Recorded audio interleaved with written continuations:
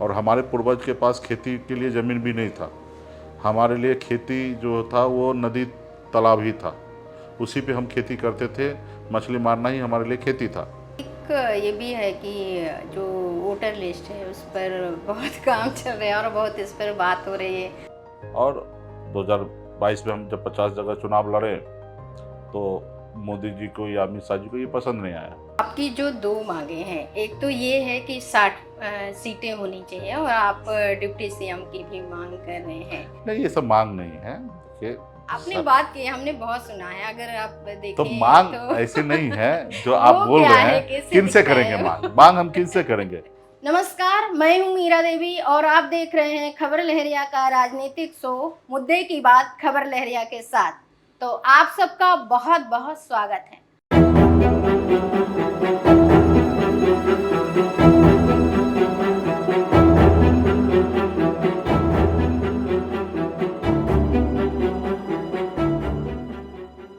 मैं, मेरी टीम लक्ष्मी, सुमन, अदिति और हिंदुजा के साथ हूँ बिहार की चुनावी कवरेज में। और आज हम हैं पटना में। विकासशील पार्टी के संस्थापक मुकेश सहनी क्या सच में पिछड़ों के हक की लड़ाई लड़ रहे हैं या फिर राजनीति की लहरों में अपनी नैया खुद बचा रहे हैं? बिहार की सियासी जमीन पर, जहाँ पर हर चुनाव सिर्फ दलों का नहीं, पहचान, हाशिए और संघर्ष का भी होता है, आज हम हैं एक ऐसे नेता के साथ जिन्होंने फिल्मी सेट से निकलकर अपने समाज के लोगों को सत्ता तक पहुंचाने का रास्ता चुना।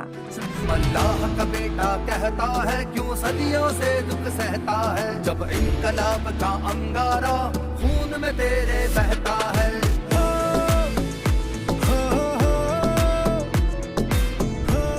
मुंबई में बजरंगी भाईजान जैसी फिल्मों में सेट डिजाइनर रहे, लेकिन बिहार की हकीकत ने उन्हें वापस खींच लिया। हमारे साथ मौजूद हैं मुकेश सहनी, जो सन ऑफ मल्लाह के नाम से भी जाने जाते हैं। तो उनका भी हम अपने चैनल में बहुत बहुत स्वागत करते हैं आपका। चलिए, बहुत बहुत धन्यवाद आप। आपने जिस तरह से एक गांव में रहते हुए फिर आप मुंबई आए और मुंबई की चकाचौंध में और फिर आप राजनीति में आए, तो ये जो पूरी जर्नी है गांव, शहर और फिर राजनीति, इसके बारे में आप हमारे दर्शकों को ज़रूर से बताइए। चलिए, बहुत बहुत धन्यवाद आपको। तो मैं अपने बारे में बता दूं कि मैं बिहार राज्य में मेरा जन्म हुआ, दरभंगा ज़िला में। मैं एक गरीब मछुआरा परिवार में जन्म लिया।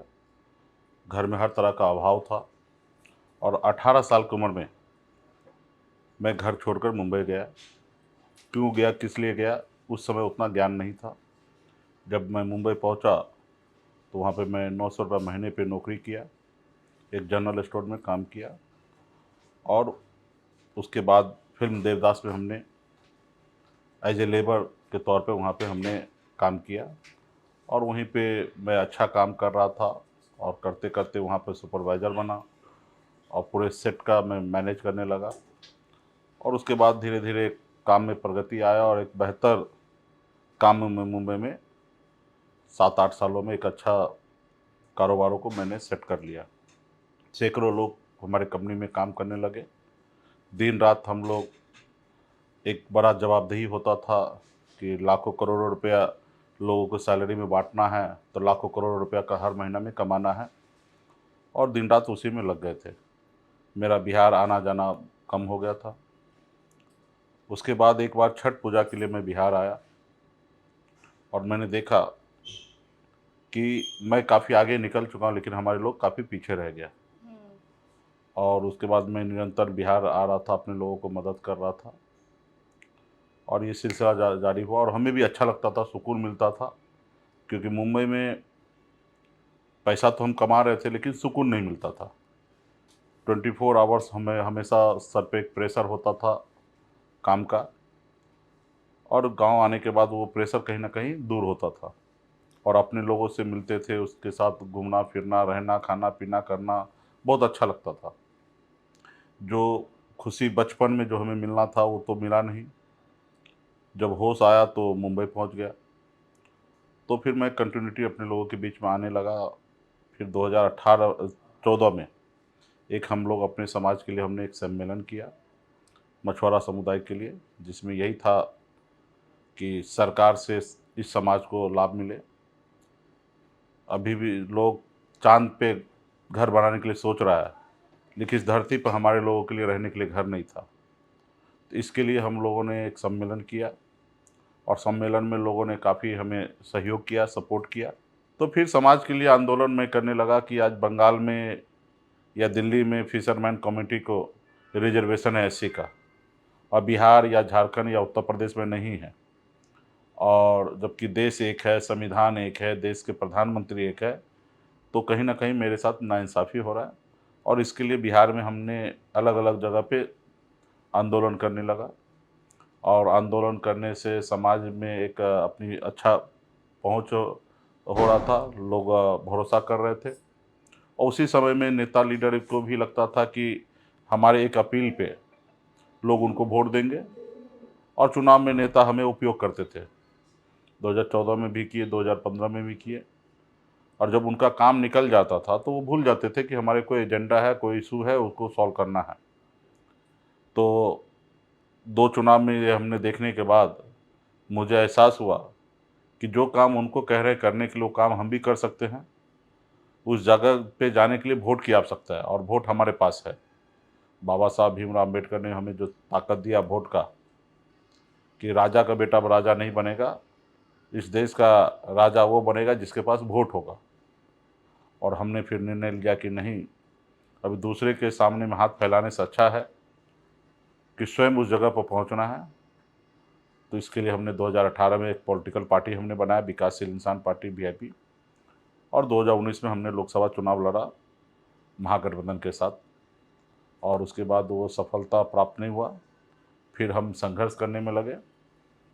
2020 में हमारे 4 विधायक बने, हमारे सहयोग से बिहार में सरकार बना, और उस सरकार में मैं मंत्री भी बना।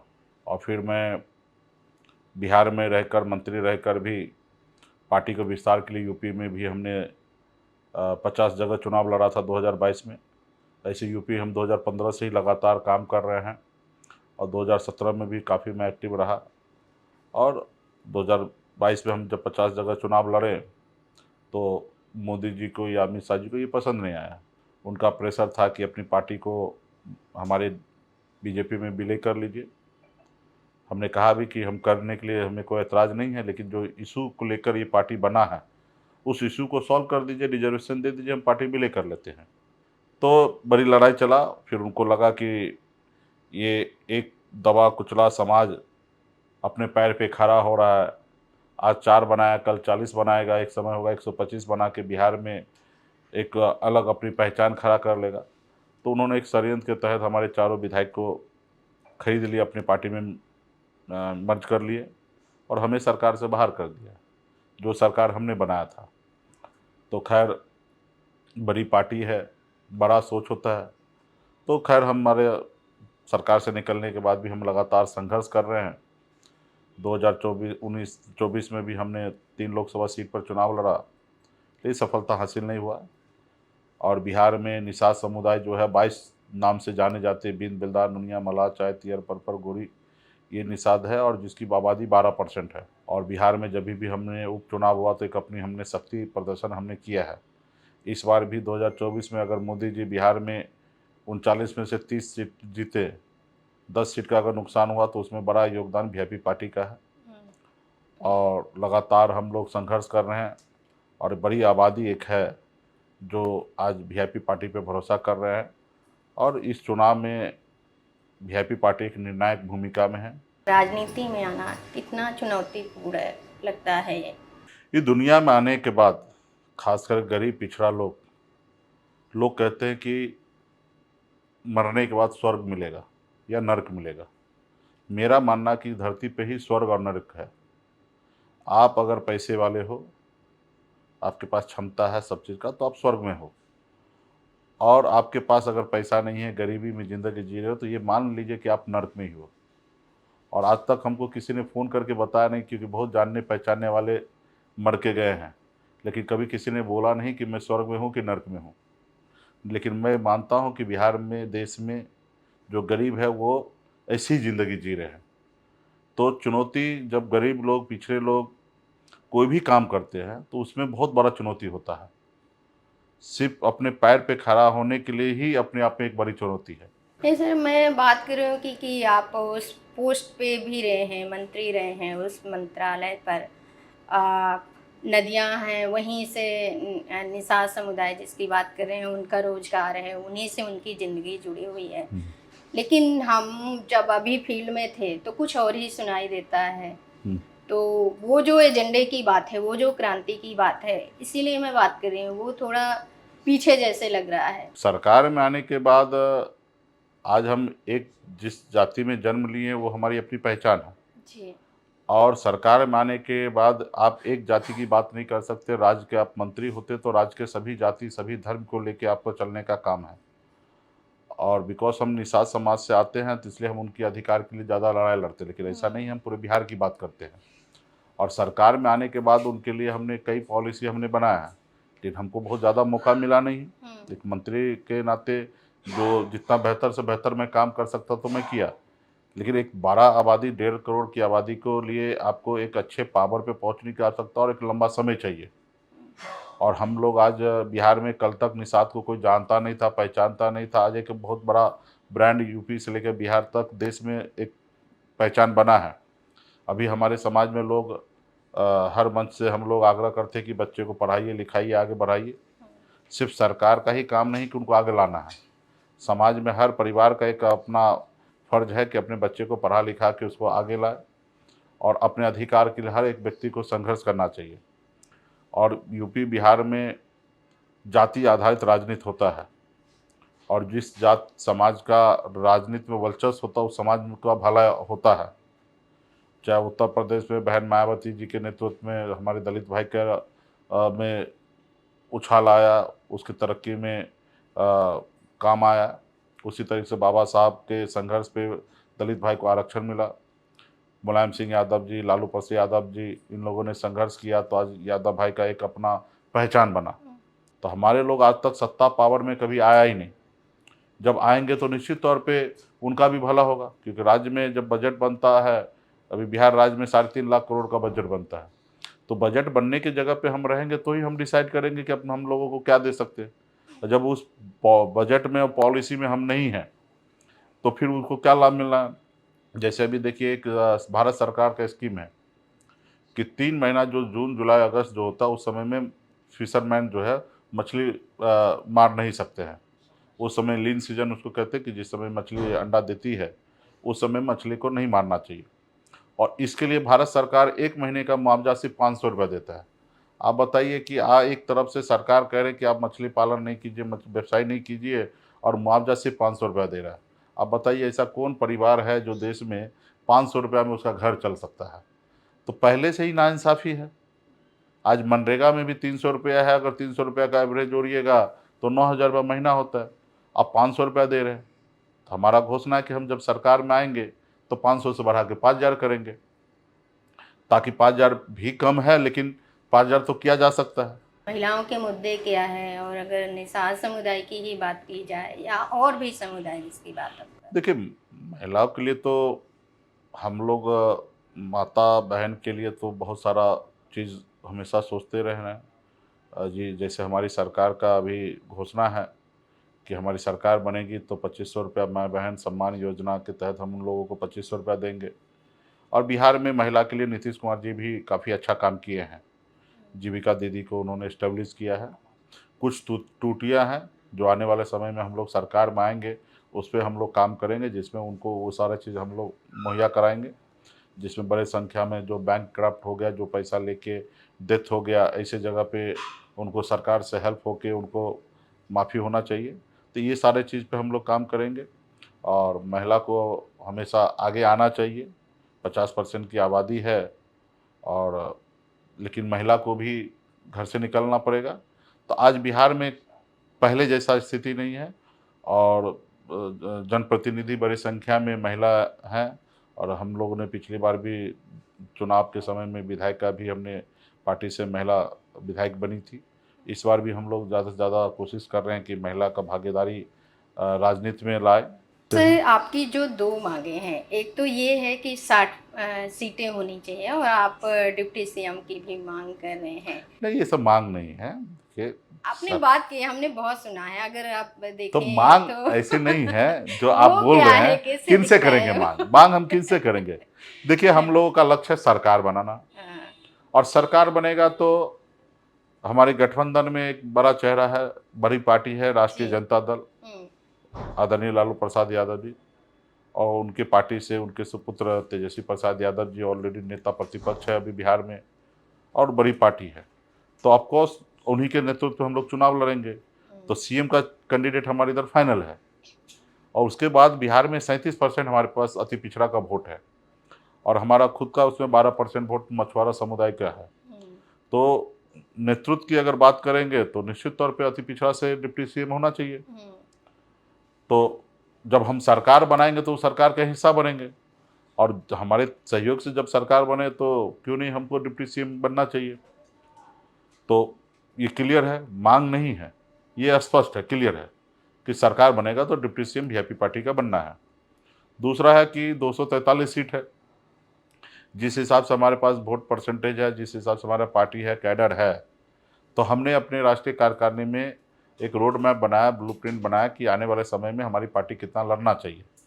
तो हम लोगों ने निर्णय लिया कि हमारी पार्टी आने वाले समय में 60 सीट लड़ेंगे, और ये 60 सीट हमारी पार्टी का अपना निर्णय है, लड़ना है। गठबंधन जो है वो चुनाव आयोग के अनुकूल कोई गठबंधन नाम का कोई शब्द नहीं है। वहाँ पे है कि आपकी पॉलिटिकल पार्टी है और आप चुनाव लड़के जीत का, और आप बहुमत साबित करो, आप सीएम बनो।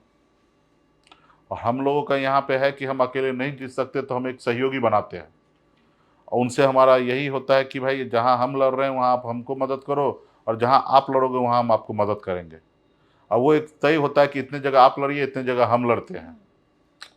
हर पार्टी कोशिश करता है हम ज़्यादा से ज़्यादा लड़े, फिर उसमें लेकिन 243 ही सीट है जहाँ पे लड़ना है। तो हमारा इच्छा है कि 60 सीट लड़ें, और हमारी महागठबंधन में 6 दल है, जिसका कोऑर्डिनेशन कमेटी भी बना हुआ है। कोऑर्डिनेशन कमेटी के अध्यक्ष तेजस्वी प्रसाद यादव जी हैं, हम लोग सदस्य हैं। हम लोग टेबल पर बैठ के डिसीजन लेंगे कि कौन पार्टी कितना लड़े। सभी पार्टी को अपना ताकत उनको पता है कि उनके पास कितना क्षमता, कैडर कितना है। तो हम अपनी क्षमता के अनुकूल, कैडर के अनुकूल हमने 60 सीट पे लड़ने का निर्णय हमने लिया है। लेकिन महागठबंधन के प्लेटफॉर्म पे 2 सीट कम हो, 4 सीट कम हो या 4 सीट ज़्यादा हो, वो हम लोग बैठ के निर्णय लेंगे। लेकिन हमारी मोटा मोटी यही कि हम 60 सीट लड़ना चाहते हैं। तो मांग किसी से नहीं है, ना हम किसी को सीट देंगे ना किसी से लेंगे। हमारी पार्टी का अपना चुनाव चिन्ह है, अपना सिंबल है, और हमको जो आपस में जो हमारा अंडरस्टैंडिंग जहाँ होगा वहाँ हम लोग चुनाव लड़ेंगे। तो और सब मिल के हम लोग सहयोग कर रहे हैं, क्योंकि हम इतना सक्षम नहीं है कि हम 243 जगह अकेले लड़के और बिहार में सरकार बना लेंगे। उसी तरीके से बिहार में कोई भी पार्टी, सिंगल पार्टी कोई भी सक्षम नहीं कि अकेले दम पे सरकार बना लेंगे। सबको एक दूसरे की साथ की ज़रूरत है। जब हम दूसरे को साथ देते हैं तो उनकी चुनाव जीत होगा, और जब वो हमें साथ देंगे तो हमारी जीत होगा। तो इस पे हम लोग काम कर रहे हैं। हाँ सर, मैं इसलिए भी पूछ रही हूँ क्योंकि क्लाइमेट चेंज का बहुत बड़ा मुद्दा है, और ये सिर्फ यहाँ बिहार का नहीं, देश का नहीं, मतलब पूरी दुनिया का यह मुद्दा है। तो जो राजनीतिक पार्टियाँ हैं या इस तरह से जो नेता हैं, वो किस तरह से इसमें काम करने का या कुछ अपना एजेंडा बना रहे हैं, क्या सोच रहे हैं उसके बारे में? जो हमारे नीतीश जी काम किए हैं जल जीवन हरियाली पे, वो हम लोगों को भविष्य में ही करना है। और इसको लेके तो बहुत बड़ा नुकसान जो है वो मछुआरा समुदाय के लोग हैं, जो जल स्तर नीचे जाने के कारण पूरे बिहार या देश में मछुआरा का जो रोजी रोटी है वो संकट में है। क्योंकि हम लोगों का मुख्य पेशा जो है मछली मारकर बेचना, और उससे धन को, पैसे को उपज करके और घर परिवार चलाना। तो आज क्या हो, इसके कारण क्या हो गया, जल स्तर नीचे जाने के कारण जो पहले कल नदी हुआ करता था, आज वो बंजर ज़मीन हो गया। और हमारे पूर्वज के पास खेती के लिए ज़मीन भी नहीं था। हमारे लिए खेती जो था वो नदी तालाब ही था, उसी पे हम खेती करते थे। मछली मारना ही हमारे लिए खेती था। और वो सूखने के कारण, तालाब सूखने के कारण, नदी सूखने के कारण आज कहीं ना कहीं हम लोगों का रोजी रोटी पे संकट है पिछले 30 सालों से। तो इसका सबसे ज़्यादा नुकसान तो बिहार में या देश में कहिएगा तो फिशरमैन कम्युनिटी को ही है। कोस्टल एरिया छोड़ दीजिए, समुद्र का एरिया छोड़ दीजिए, तो बाकी जितने भी भूभाग है वहाँ पे हमारा इसमें बड़ा नुकसान हमारा है। तो ये भविष्य में ये नुकसान कितना कम हो उसके ऊपर हम लोग भविष्य में काम करेंगे। अभी भी हमारा पॉलिसी था कि सरकार में आने के बाद हमारे पास जो सरकार के जो 30,000 तालाब था तो उसको ओराईकरण करने का इस पे हम लोग काम कर रहे थे। तो भविष्य में जब भी मौका मिलेगा जल स्तर को कैसे संरक्षित किया जाए उस पर हम लोग काम करेंगे। एक ये भी है कि जो वोटर लिस्ट है उस पर बहुत काम चल रहा है और बहुत इस पर बात हो रही है और बहुत हमने जब फील्ड में देखा है तो बहुत बीएलओ बहुत परेशान हैं। तो उस पर आप क्या सिर्फ बीएलओ परेशान नहीं है, बीएलओ तो अतिरिक्त परेशान है ही, हाँ, लेकिन बिहार की जनता भी परेशान है, आम नागरिक परेशान है। अभी बिहार में आप देखिए कि भारतीय जनता पार्टी के जितने भी सहयोगी हैं उनको बिहार में पता चल गया कि बिहार में उनकी सरकार नहीं बनना है, और जब सरकार नहीं बनना है तो किसी तरीके से वो बिहार में चाहते हैं कि कैसे भी हम सरकार में आए। जैसे महाराष्ट्र में 35 लाख 40 लाख वोट को बढ़ा के और सरकार में आ जाना, तो उसी तरीके से बिहार में है कि बहुत सारे लोग उनको पता है कि महागठबंधन का जो वोटर है उसको कैसे हम वोटर लिस्ट से बाहर कर दें और हम सत्ता में आ जाए, और बिहार में वोटर लिस्ट को समीक्षा किया जा रहा है। तो ये जो कर रहे हैं वो गलत नहीं कर रहे हैं, ये समय समय पर ये देश में है प्रक्रिया करना चाहिए, 20-22 साल के बाद हो रहा है।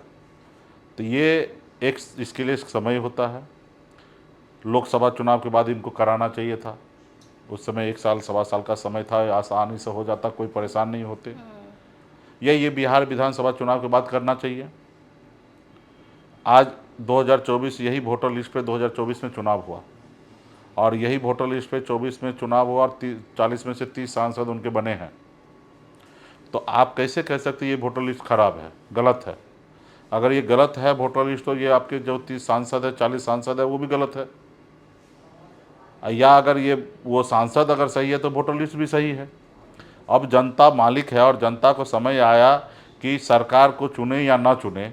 ऐसे जगह पे आप मोदी जी चुनाव आयोग के द्वारा ये आज बताने के लिए घूम रहे हैं कि बताओ जनता तुम वोटर हो कि नहीं हो, तुम वोटर योग्य हो कि नहीं हो, तुमको हम वोटर बनाए कि ना बनाए। तो इस तरीके से एक षड्यंत्र रचा जा रहा है। जो आप देख रहे हैं कि बिहार में जितने भी बीएलओ है वो परेशान है, आम जनता परेशान है। हम लोग को हमारे लिए क्या है, हम तो अपना वोटर आईडी बना लेंगे, लेकिन हमें फिक्र है कि हमारे राज्य के जो नागरिक है वो परेशान हैं। तो इसके लिए हम लोगों ने चुनाव आयोग के पास भी गए, उनसे भी आग्रह कर रहे हैं कि बिहार को आप देखिए, समझिए और जो आप निर्णय लिए उनको वापस कीजिए। प्रैक्टिकली सही नहीं है कि 30 दिन में पूरे बिहार के 8 करोड़ मतदाता को समीक्षा कर लीजिएगा, क्योंकि ये पिछली बार जब 2002 में हुआ तो 4 करोड़ की आबादी को करने में 2 साल लग गया और अभी तो डबल 4 करोड़ की आबादी है। तो ऐसे जगह पे इसके लिए एक समय चाहिए, या चुनाव का डेट आगे कर लीजिए या चुनाव के बाद कर लीजिए। और जो डॉक्यूमेंट आप मांग रहे हैं वो डॉक्यूमेंट पॉसिबल नहीं है कि मिलना। कोई व्यक्ति अपने माता पिता का सर्टिफिकेट कैसे लाएगा? जनरली माता पिता जो अपने बच्चे का सर्टिफिकेट लाते हैं, और यहाँ पे अभी बताया जा रहा है कि वो है जो डॉक्यूमेंट भारत सरकार ने बनाया आधार कार्ड उसको आप नहीं मान रहे हैं, जिस पे आप राशन बांट रहे पूरे बिहार में देश में उसको आप नहीं मान रहे, या वो डॉक्यूमेंट को आप अटैच कर लीजिए। तो ये कुल मिला के कैसे भी बिहार में सरकार बनाने के लिए एक षड्यंत्र रचा जा रहा है, विपक्ष को परेशान किया जा रहा है और आम नागरिक को भी परेशान किया जा रहा है। पर डोमिसाइल एक मुद्दा आ रहा है, उस पर भी अगर बात करें तो इस पे देखिए सभी पार्टी का अलग अलग राय है, और इस पे है कि बिहार में वैसे बिहार गरीब प्रदेश है और बिहार राज्य में वैसे हर चीज़ हमारे राज्य के बड़े संख्या में लोग दूसरे दूसरे प्रदेश में जाके काम कर रहे हैं। बिहार के लोगों को रोजी रोटी नहीं मिल रहा है, दूसरी जगह जाके गाली खाना पड़ रहा है, मार खाना पड़ रहा है। छोटी थोड़ा बहुत नौकरी है तो उसमें भी सरकार के पूर्व के जो भी प्रेजेंट सरकार है तो उसका है पॉलिसी कि भाई इसमें देश में ये देश के सभी देश के सारे नागरिक एक ही है, चाहे वो अलग अलग राज्य क्यों ना हो। लेकिन क्या है कि इस राज्य की अपनी भी बहुत बड़ी ज़रूरत है। तो इस पे आने वाले समय में महागठबंधन का है कि एक मैनिफेस्टो जारी करेंगे जिस पे हम लोग विस्तार से इस पर चर्चा करेंगे, देश के लोगों को भी उस पर सम्मान मिले और दूसरे राज्य में भी हम जब काम कर सकते तो हमारे राज्य में भी दूसरे लोग आके काम करें, इसमें कोई आपत्ति नहीं है। एक चीज बस लास्ट वाला है कि यूपी में भी आपने पिछले चुनाव में, अब क्या है यूपी में चुनाव आने वाला है, तो क्या ये वाली चीजें आप यूपी में भी ले जाना चाहेंगे? नहीं, यूपी में हम 2016 से लगातार काम कर रहे हैं और 2022 में भी 50 जगह चुनाव लड़े हैं और अभी तक यूपी में हम लोग बहुत अच्छा संगठन खड़ा कर लेते। लेकिन बिहार में सरकार से बाहर निकलने के कारण और सरकार मंत्री पद से जाने के बाद हमें लगा कि नहीं, एक जगह पहले अपने आप को मजबूत होना है। हाँ, तो पहला मेरा भी फोकस है कि बिहार और घर में पहले अपने आप को मजबूत होना है और पार्टी है तो देश में सब जगह चुनाव लड़ने का है और उत्तर प्रदेश में हमारे बहुत बड़ा वोटर है, हमारा परसेप्शन वहाँ पे बहुत ही अच्छा है। और डॉक्टर संजय निषाद जी जो आज मंत्री बने, उनको हमने जेल से बाहर निकाला था, उनकी पार्टी हमने बनवाया था, लेकिन वो गलत ट्रैक पे चले गए। तो आने वाला समय में हम लोग उत्तर प्रदेश में भी, बिहार इलेक्शन के बाद उत्तर प्रदेश में भी ऑलरेडी संगठन है, पार्टी के लोग काम कर रहे हैं। लेकिन जितना मजबूती से करना चाहिए उतना मजबूती से नहीं कर रहे हैं, लेकिन आने वाला इलेक्शन, बिहार के इलेक्शन खत्म होने के बाद वहाँ पे हम लोग मजबूती से काम करेंगे। ऐसे सैकड़ों लोग उत्तर प्रदेश से आकर बिहार में भी काम कर रहे हैं पार्टी के लिए।